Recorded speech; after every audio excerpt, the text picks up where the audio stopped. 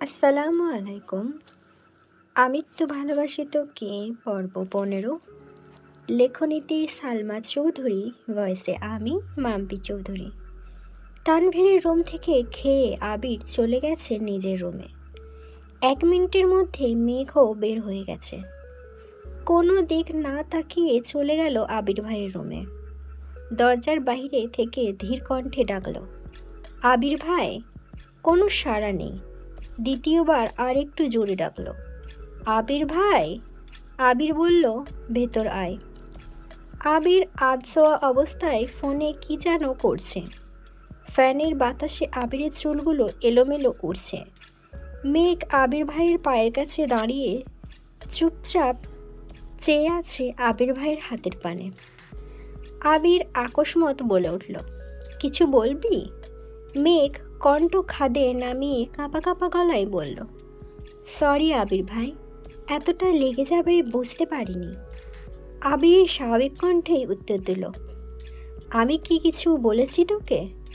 মেঘ পুনরায় বলে উঠল, বেশি ব্যথা লাগছে? মলম লাগিয়েছেন?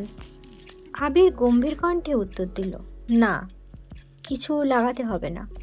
মেঘ তীক্ষ্ণ দৃষ্টিতে চেয়ে শান্ত কণ্ঠে বলে উঠল, লাগাতে হবে। মেঘের শক্ত কণ্ঠের কথা শুনে আবির মোবাইল থেকে চোখ সরিয়ে অষ্টাদশের পানে তাকালো। মেঘের চোখে মুখে অধিকারবোধ স্পষ্ট প্রতীয়মান হচ্ছে। আবির নিরুদ্বেগ কণ্ঠে বলল, তাহলে তুই লাগিয়ে দে। এতক্ষণ শক্ত থাকলেও এই কথা শোনার পর মেঘ আর শক্ত থাকতে পারল না। বুকের ভেতর অনুভূতিরা ঢোল বাজিয়ে নৃত্য করছে। হাত পায়ের কম্পন তীব্র হতে শুরু করেছে। আবির ভাইকে মলম লাগিয়ে দিবে এটা ভাবতেই বারবার শিউরে উঠছে অষ্টাদশী। আবির পুনরায় শক্ত কণ্ঠে বলল, হয় নিজে লাগিয়ে দিয়ে যা, না হয় চুপচাপ ঘুমাতে যা। আমি লাগাতে পারবো না। আশপাশে তাকাচ্ছে মেঘ। চোখ পড়ল ড্রেসিং টেবিলের ওপর রাখা মলমের দিকে। মলমটা হাতে নিয়ে আবির ভাইয়ের কাছাকাছি বসলো। হৃৎপিণ্ড ছুটছে এদিক সেদিক। আঙ্গুল কাঁপছে অষ্টাদশীর। শীতল হস্তে আলতোভাবে মলম ছোঁয়ালো আবির ভাইয়ের হাতের সেই কাটা অংশে। হালকা কাঁপলো আবিরের হাত। মেঘ পূর্ণ মনোযোগ দিয়ে মলম লাগিয়ে দিচ্ছে। আবির ভ্রু গুটিয়ে শান্ত কণ্ঠে বলল, ভাবিস না তোকে দিয়ে খাটাচ্ছি আমি। যে ভুল করবে শাস্তি তো তাকেই পেতে হবে। মেঘ মনে মনে ভাবছে, এরকম হাজারটা শাস্তি পেতেও আমি রাজি। আবির অভিভূতের ন্যায় নিষ্পলক চেয়ে আছে মেঘের দিকে। আবির ভাইয়ের দৃষ্টি বুঝতে পেরে মেঘ চিবুক নামালো। কোনো দিকে না তাকিয়ে কোনো রকমে মলম লাগিয়ে চুপচাপ রুম থেকে বের হয়ে যাচ্ছে, যেন আর কিছুক্ষণ আবির ভাইয়ের কাছাকাছি থাকলে নিজেকে বাঁচাতে পারবে না। আবির একবার হাতের দিকে দেখল, তারপর অষ্টাদশী যাওয়ার পানে তাকিয়ে মৃদু হাসল। সকাল বিকাল মেঘের নজর শুধু আবির ভাইয়ের হাতের দিকে। কেটে গেল কয়েকদিন। খানবাড়ির প্রতিটা মানুষ ব্যস্ত নিজের কাজে। ইকবাল খান সিলেট থেকে রাতে ফিরেছেন। সেই খুশিতে সবাই জড়ো হয়েছে ড্রয়িং রুমে, সাথে বাহারি খাবারের মেলা। সবাই আড্ডা আর খাওয়ায় ব্যস্ত থাকলেও বরাবরের মতোই আবির ব্যস্ত ছিল নিজের কাজে। সামনের মাসের 1 তারিখ নিজের অফিস শুরু হবে, তাই সব কিছু গুছাতে হচ্ছে। সাথে আবিরের বেস্ট ফ্রেন্ড রাকিব আর রাসেল তো আছেই। রাকিব আর আবির প্রাইমারি স্কুল থেকে বেস্ট ফ্রেন্ড। তারপর তাদের জীবনে আসে রাসেল। বর্তমানে তারা 3 জনের জীবন একসাথেই বাঁধা, তাই কোম্পানিও শুরু করছে একসাথে। তাছাড়াও আরও 2টো বন্ধু আছে আবিরের, মোবারক এবং মিলন। এই 5 জন প্রতি শুক্রবার একসাথে আড্ডা দেয়। মাঝে মাঝে তানভীরও যুক্ত হয় তাদের সাথে। তবে সব বন্ধুর মধ্যেও একজন স্পেশাল ফ্রেন্ড থাকে যে সব কিছু জানে, সেটা হলো রাকিব। সবার মাঝে আবির নেই বলে ইকবাল খান কয়েকবার আবিরকে কল দিচ্ছেন, কিন্তু আবির কল রিসিভ করছে না। কিছুক্ষণের মধ্যেই বাসায় ঢুকলো আবির। পকেট থেকে ফোন বের করতে করতে বলল, সরি কাকামণি, বাইকে ছিলাম তাই রিসিভ করতে পারিনি। ইকবাল খান এক গাল হেসে বললেন, সমস্যা নেই, আয় বস এসে। আবির ভাই আসতেই মেঘ সোফা থেকে উঠে জায়গা দেয় আবির ভাইকে। আবির এসে মেঘের জায়গায় বসে স্বাভাবিক কণ্ঠে জিজ্ঞেস করে, কেমন আছো কাকামণি? কাজ ঠিকঠাক হয়েছে? ইকবাল খান হাসি মুখে উত্তর দিলেন, আলহামদুলিল্লাহ ভালো আছি, সব ঠিকঠাক করে আসছি। আশা করি 2 মাসের মধ্যে আর সিলেট পা দিতে হবে না। ইকবাল খান পুনরায় মজার ছলেই বললেন, তোর কোম্পানি কবে ওপেন করবি? আমাদেরকে দাওয়াত দিবি না? আবির মলিন হেসে উত্তর দিল, ইনশাআল্লাহ আগামী মাসের 1 তারিখ। তোমাদের সবার জন্য কার্ড রেডি করছি, খুব শীঘ্রই পেয়ে যাবে। ইকবাল খান অবাক চোখে তাকিয়ে বললেন, কার্ড? এত ভিআইপি আমি? আবির এবার সশব্দে হেসে উত্তর দিল, কার্ড স্পেশালি আব্বু আর চাচুদের জন্য। তুমি একা মিস যাবে কেন, তাই তোমাকেও দেব। তারপর তারা দুজন ব্যস্ত হলো অফিসের আলোচনায়। এদিকে মেঘ বিমোহিত নয়নে আবির ভাইকে দেখছে আর ভাবছে, একটা মানুষ এত সুন্দর করে কিভাবে কথা বলে। আলী আহমেদ খান ও মোজাম্মেল খান হাজির হলো এই আড্ডায়, তাই মেঘ নিজের রুমে গিয়ে পড়তে বসেছে। শুক্রবার মানেই খানবাড়িতে হইচই শুরু হয়ে যায়। প্রতি শুক্রবারের মতো আজও বাড়িতে বেশ পদে রান্না করা হচ্ছে। মেঘ ঘুম থেকে উঠে নামাজ পড়ে ঘন্টা 2 পড়াশোনা করেছে। নিচে নেমে মিম আর আদির সাথে আড্ডাও দিতে দিতে নাস্তাও করে এসেছে। কিন্তু আবির আর তানভীরের খবর নেই। তানভীরের এমপি মনোনয়ন পাওয়ার পর থেকে তানভীরের ব্যস্ততা বেড়ে গেছে 3 গুণ। তানভীর ছোট থেকেই ভালো ছবি তুলতে পারে। রাজনীতি যেমন তার পছন্দ, তেমনি ছবি তোলাও তার পছন্দের একটা কাজ। এমপি যেই না শুনেছে তানভীর ভালো ছবি তুলতে পারে, সেই থেকে দায়িত্ব দিয়ে দিয়েছে তানভীরের ওপর। মনোনয়ন পাওয়ার পর একটা নির্দিষ্ট তারিখ পর্যন্ত এমপি কোনো জনসমাবেশ করতে পারবে না। তাই এমপির পক্ষ থেকে সভাপতি, সহসভাপতি, সাধারণ সম্পাদক, যুগ্ম সম্পাদক থেকে শুরু করে প্রত্যেকে মিলে নির্দিষ্ট জায়গায় জনসমাবেশের আয়োজন করে এবং এমপি বাড়ি থেকে ভিডিও কনফারেন্সের মাধ্যমে তাদের সঙ্গে কথা বলেন। এই টোটাল দায়িত্ব পড়ে গেছে তানভীরের ওপর। সারাদিন শেষে বাকিদের থেকে ছবি সংগ্রহ, এডিটিং, ভিডিও ক্রিয়েট সকল দায়িত্ব তানভীরের। সব কাজ শেষ করে ফিরতে ফিরতে তার রাত 12টা থেকে 1টা বেজে যায়। মাঝে মাঝে সময় পেলে একটু আগে চলে আসে। পুরোটাই এখন এমপির মতামতের ওপর নির্ভর। ইদানিং আবির 8টা থেকে 9টার মধ্যে বাড়িতে ফিরে আসে।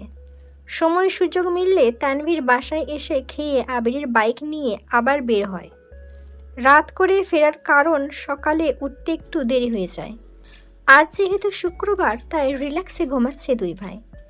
কিন্তু এদিকে মেঘ ছটফট করছে। 10টার উপরে বেজে গেছে, এখনও আবির ভাই কেন উঠছে না তা ভেবেই কুলকিনারা পাচ্ছে না। আবির যে বৃহস্পতিবার রাতে ঘুমায় না তা তো অষ্টদশী জানেই না। বৃহস্পতিবার রাত শুধু আবিরের শোকের রাত।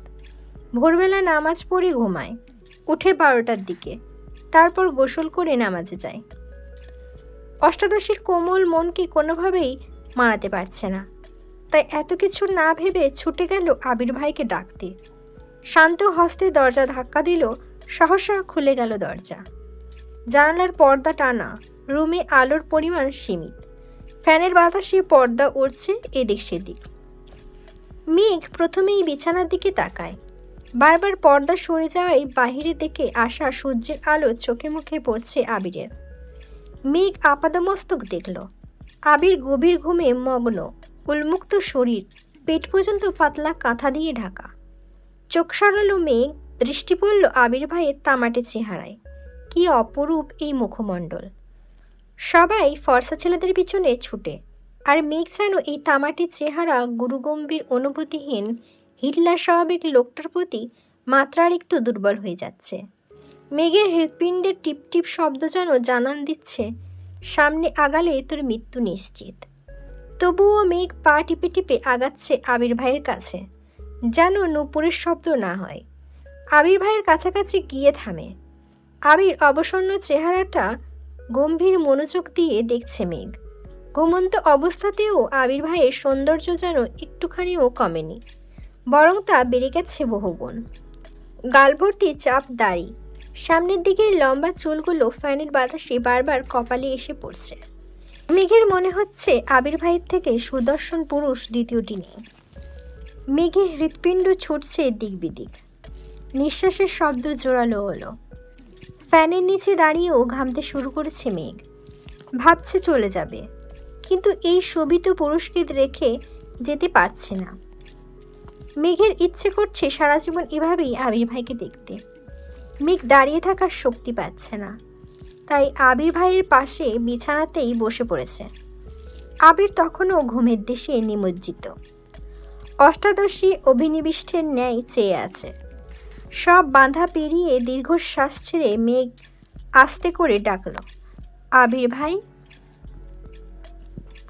ঘুমন্ত আবিরের থেকে কোনো উত্তর আসেনি। মেঘের খুব ইচ্ছে করছে আবির ভাইকে ছুঁয়ে দিতে। মেঘ আরেকটু এগিয়ে আবিরের কাছাকাছি বসল। কাপা কাপা হাত ছোঁয়ালো আবির ভাইয়ের গাল ভর্তি ছোট ছোট দাড়িতে। সঙ্গে সঙ্গে শিউরে উঠল সমস্ত শরীর। বোধশক্তি হওয়ার পর জীবনে প্রথমবার মেঘ নিজের ইচ্ছেতে কোনো পুরুষকে ছুঁয়েছে, যেই ছোঁয়ায় মিশে আছে ভালোবাসা, অন্যরকম অনুভূতি জাগিয়ে দিচ্ছে অষ্টাদশীর হৃদয়ে। সহসা আবির ডান হাতে চেপে ধরল নিজের গালে রাখা অষ্টাদশীর হাত। মেঘের হাত কাঁপছে, দুনিয়া ঘুরছে, বক্ষে উথাল পাতাল ঢেউ, বরফের ন্যায় জমে যাচ্ছে সম্পূর্ণ শরীর। আবির ঘুমের মধ্যেই মেঘের আঙুলের ভাঁজে আঙুল ঢোকায়, গাল থেকে তুলে নিজের হাতের মুঠোয় নেয়। আবিরের হাতের মধ্যেই মেঘের আঙুলগুলো কাঁপছে দেখে আবির আরেকটু শক্ত করে চেপে ধরল। মেঘের ভয়ে ভয়ে তাকিয়েছে আবির ভাইয়ের মুখের দিকে। আবির তখনও চোখ বন্ধ করে শুয়ে আছে। অকস্মাৎ আবির আধো ঘুমন্ত কণ্ঠে বলে উঠল, আমি ছুঁয়ে দিলে সামলাতে পারবি তো মেঘ? মেঘ দুর্বোধ্য দৃষ্টিতে চেয়ে আছে আবির ভাইয়ের মুখবিবরে আর ভাবছে, এখনো আধ ঘুমে আছে মানুষটা, কিভাবে বুঝলো আমি এটা? আবির এক হাতে কাঁথাটা পেট থেকে টেনে বুকে তুলল, আরেক হাত তখনও মেঘের হাত চেপে ধরে আছে। আবির পুনরায় কণ্ঠ ভারী করে বলল, এভাবে হুটহাট আমার রুমে আসবি না, যা তা হয়ে যাবে তখন আমায় কিছু বলতে পারবি না। সঙ্গে সঙ্গে শক্ত করে ঝাপটে ধরা হাতটাও ছেড়ে দেয়। মেঘ নির্বোধের মতো চেয়ে আছে আবির ভাইয়ের দিকে। আবির ভাইয়ের কথাটা বোঝার চেষ্টা করছে, কিন্তু মোটা মাথায় কিছুই ঢুকছে না। রুমে আসলে কি এমন হবে? আবির পুনরায় বলল, এভাবে চেয়ে থাকিস না, আমার শরম করে। মেঘ সহসা চোখ গোল গোল করে তাকায়, কিন্তু আবির ভাইয়ের অভিব্যক্তি বোঝার ক্ষমতা তার এখনো হয়নি। মেঘ চুপচাপ রুম থেকে বের হয়ে গেছে। ঘণ্টাখানেক পর আবির উঠে শাওয়ার নিয়ে কালো পাঞ্জাবির সাথে সাদা প্যান্ট পরে নামাজের উদ্দেশ্যে নামছে। ইকবাল খানও রেডি হয়ে বেরিয়েছেন রুম থেকে। ইকবাল খান আবিরকে দেখে ডাকলো, কি রে, নামাজে যাচ্ছিস? আবির ঘাড় ঘুরিয়ে তাকিয়ে উত্তর দিল, হ্যাঁ। তুমি যাবে না? হ্যাঁ যাবো তো, আদি আসছে, ওকে নিয়ে যাই। দাঁড়া একটু, ইকবাল খান বললেন। মেঘ সিঁড়ি দিয়ে নামতে গিয়ে আবির ভাইকে দেখে ঠাই দাঁড়িয়ে পড়ে। সকালের ঘটনা মনে পড়ে যায় মেঘের। কালো পাঞ্জাবিতে মারাত্মক সুন্দর লাগছে আবির ভাইকে। নিজেকে নিজে সান্ত্বনা দিল, কি সুন্দর জিনিস, দূর থেকে দেখায় শ্রেয়, কাছে গেলে ঝলসে যাবি। এক পা করে পেছন দিকে উঠছে। আবিরের দৃষ্টি পড়ে সিঁড়িতে থাকা অষ্টাদশীর দিকে। মেঘের কাণ্ডে আবির কপাল কুঁচকালো, তীক্ষ্ণ দৃষ্টিতে চেয়ে বোঝার চেষ্টা করল। আবির ভাইয়ের তাকানো দেখে মেঘ সহসা ছুটে রুমে চলে যায়। আবির, আদি আর ইকবাল খানও নামাজের জন্য চলে গেছেন। তানভীরে রেডি হয়ে দ্রুত বেরিয়ে যায়। এই সুযোগে মেঘ খেতে আসে। 3টায় মেঘের পরীক্ষা আছে টিউশনে, তাই রেডি হয়ে একেবারেই বের হয়েছে রুম থেকে। পার্কিংয়ে গাড়ি আছে, কিন্তু ড্রাইভার আঙ্কেল নেই দেখে ফোন বের করলো কল দেওয়ার জন্য। তখনই আবির আঙুলে চাবি ঘোরাতে ঘোরাতে বের হলো। মেঘ ঘাড় ঘুরিয়ে তাকিয়ে আছে আবির ভাইয়ের দিকে। আবির বাইকের দিকে যেতে যেতে বলল, আঙ্কেল ছুটিতে আছে, কল দিয়ে লাভ নেই। মেঘ নিস্তব্ধ হয়ে দাঁড়িয়ে আছে। কি করবে বুঝতে পারছে না। রিক্সা দিয়ে চলে যাবে নাকি আবির ভাই নিয়ে যাবে কিছুই বুঝতে পারছে না। আবির বাইক টেনে মেঘের সামনে এসে থামলো, ছোট করে বলল, ওঠ। মেঘ লাজুক হেসেই বাইকে উঠল। আজ আর তাকে দ্বিতীয়বার বলতে হলো না। বাইকে বসেই আবির ভাইয়ের কাঁধে হাত রাখলো। বাইক থামলো টিউশনের সামনে। মেঘ নেমেই ভেতরে ঢুকে গেল। আসার পথে একটা কথাও বলেনি কেউ। কেই বা বলবে, মেঘ তো সকালের ঘটনা নিয়ে এখনও আপসেট, আর অন্যদিকে আবির তো স্ব ইচ্ছেতে কখনো কথাই বলে না। মেঘ ভেতরে ঢুকে বন্যার পাশে বসলো। দুই বান্ধবী দুই একটা কথা বলতে বলতে আবির ঢুকলো ভিতরে। স্যারকে সালাম দিতেই স্যার তাকালো আবিরের দিকে। কয়েক মুহূর্ত পর স্যার বলে উঠলেন, তুই আবির না? আবির হাসি মুখে উত্তর দিল, জি। কেমন আছেন স্যার? স্যার হাসি মুখে উত্তর দিল, আলহামদুলিল্লাহ ভালো আছি। তোকে কত বছর পর দেখলাম। দেশে আসলি কবে? 20 থেকে 22 দিন হবে। বাসার সবাই কেমন আছে স্যার? আলহামদুলিল্লাহ সবাই ভালো আছে। মেঘই তো তোর বোন? জি স্যার, চাচাতো বোন। আবির উত্তর দিল।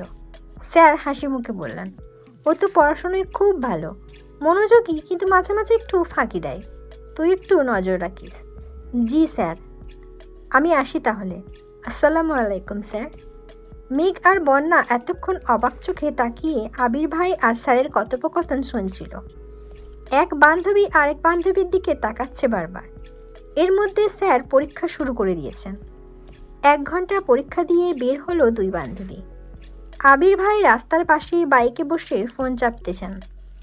মেঘকে দেখে বাইক থেকে নেমে দাঁড়ালেন। মেঘ বন্যার থেকে বিদায় নিয়ে আবির ভাইয়ের কাছে এসে প্রশ্ন করল, আপনি যাননি? আবির সবসময়ের মতো গম্ভীর কণ্ঠে উত্তর দিল, না। আবির পুনরায় স্বাভাবিক কণ্ঠে বলল, কিছু খাবি? মেঘ মাথা নিচু করে হ্যাঁ সূচক মাথা নাড়ালো। আবির বলল, কি? মেঘ ভয়ে ভয়ে বলল, বকবেন না তো? আবির গুরুভার কণ্ঠে বলল, কি খাবি বল? মেঘ কণ্ঠ খাদে নামিয়ে বলল, ফুচকা। আবির সহসা বলল, ওঠ। বাইক স্টার্ট দিল, থামলো এসে একটা ফুচকার দোকানের সামনে। মেঘ নেমে সাইডে গিয়ে দাঁড়িয়েছে। আবির বাইক থেকে নেমে হেলমেট খুলতেই দূর থেকে রাকিব দৌড়ে এসে ঝাপটে ধরে আবিরকে।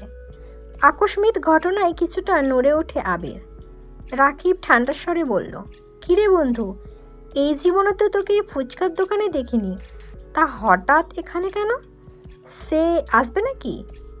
আবির চোখে ইশারা দিতেই রাকিবের চোখ পড়ে মেঘের দিকে। সঙ্গে সঙ্গে আবিরকে ছেড়ে কিছুটা দূরে গিয়ে দাঁড়ায়। রাকিব হাসি মুখে জিজ্ঞেস করে, কেমন আছেন সরি আপু? মেঘ আবির ভাইয়ের দিকে তাকিয়ে স্বাভাবিক কণ্ঠে উত্তর দিল, আলহামদুলিল্লাহ ভালো। আপনি কেমন আছেন? আলহামদুলিল্লাহ ভালো। আমি রাকিব, তোমার আবির ভাইয়ের ছোটবেলার বেস্ট ফ্রেন্ড। তুমি মেঘ, তাই না? মেঘ উত্তর দিল, জি। ফুচকা খেতে এসেছ? প্রশ্ন করলো রাকিব ভাইয়া। মেঘ পুনরায় ছোট করে বলল, জি। রাকিব এবার হাসি মুখে বলল, আজ আমার পক্ষ থেকে তোমার জন্য ফুচকা ট্রিট, আনলিমিটেড ফুচকা খেতে পারো। মেঘ কিছু বলার আগেই আবির রাগান্বিত কণ্ঠে বলল, তোর ট্রিট দিতে হবে না, আনলিমিটেড ফুচকা খাওয়ানোর ক্ষমতা আমার আছে। রাকিব সশব্দে হেসে উঠল, আরে বন্ধু, রাগ করছিস কেন? তুই তো খাওয়াবি সারা। এতটুকু বলতেই আবির রাকিবের মুখ চেপে ধরে। রাগে ফুঁসতে ফুঁসতে বলে, নিজের কাজে যা, আমারটা আমাকে বুঝে নিতে দে। রাকিব কিছুটা আহত হলো। মেঘের থেকে বিদায় নিয়ে যাওয়ার সময় আবিরের দিকে তাকিয়ে বলল, সন্ধ্যার পর চলে আসিস। আবির সহসা বলে উঠল, ঠিক আছে। এই ছিল আমি তো ভালোবাসি তোকে পর্ব 15। পরবর্তী পর্বটি খুব শীঘ্রই আসবো। ভালো থাকবেন, সুস্থ থাকবেন, নিজের খেয়াল রাখবেন। আল্লাহ হাফিজ।